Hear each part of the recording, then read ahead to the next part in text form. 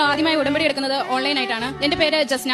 ഞങ്ങൾ കോട്ടയത്ത് നിന്ന് വരുന്നു. ഞങ്ങൾ കർണാടകയിലാണ് നേഴ്സിംഗ് പഠിച്ചുകൊണ്ടിരുന്നത്. ഞങ്ങൾ BSc ഫൈനൽ ഇയർ സ്റ്റുഡൻസ് ആയിരുന്നു.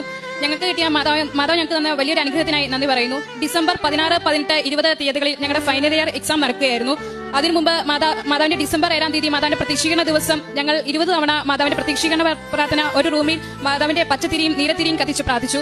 അന്ന് തന്നെ മാതാവിന്റെ സുഗന്ധ അനുഭവവും പച്ചത്തിരിയിലും നീലത്തിരിയിലും മാതാവിന്റെ ഹൃദയവും റോസപ്പും ഞങ്ങൾക്ക് അനുഭവപ്പെട്ടു. ബാക്കിയുള്ള പിന്നീടുള്ള ദിവസങ്ങളിൽ മാതാവിന്റെ പ്രതീക്ഷീകരണ പ്രാർത്ഥന ചൊല്ലിക്കൊണ്ടിരിക്കുന്ന ദിവസങ്ങളിൽ രാവിലെ ഞങ്ങൾക്ക് ഓരോരുത്തർക്കും അന്ന് ഞങ്ങൾ ഒരു 20ഓളം സ്റ്റുഡൻസ് ഉണ്ടായിരുന്നു. അന്ന് ഒരു റൂമിൽ ഞങ്ങൾ പ്രാർത്ഥിച്ചത്.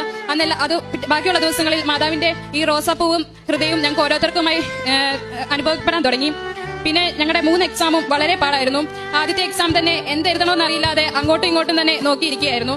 വേറെ ഒന്നും ചെയ്യാൻ ഞങ്ങൾക്ക് വഴിയില്ലാത്തതിനാൽ ഞങ്ങൾ എല്ലാവരും പരീക്ഷയുടെ പേപ്പർ കൊടുക്കുന്നതിന് മുമ്പ് ഞങ്ങൾ മാതാവിന്റെ ഉപ്പ് വിതറിയായിരുന്നു ഞങ്ങൾ കൊടുത്തോണ്ടിരുന്നത്. അതിനു മുമ്പ് ഞങ്ങൾ പരീക്ഷയിലെ ഓരോ ആൻസറും ഓരോ ക്വസ്റ്റിന്റെ ഓരോ ആൻസറും not by merit but by grace എന്ന് എഴുതുമായിരുന്നു. അത് മാത്രമല്ലായിരുന്നു ഞങ്ങൾക്ക് രക്ഷ.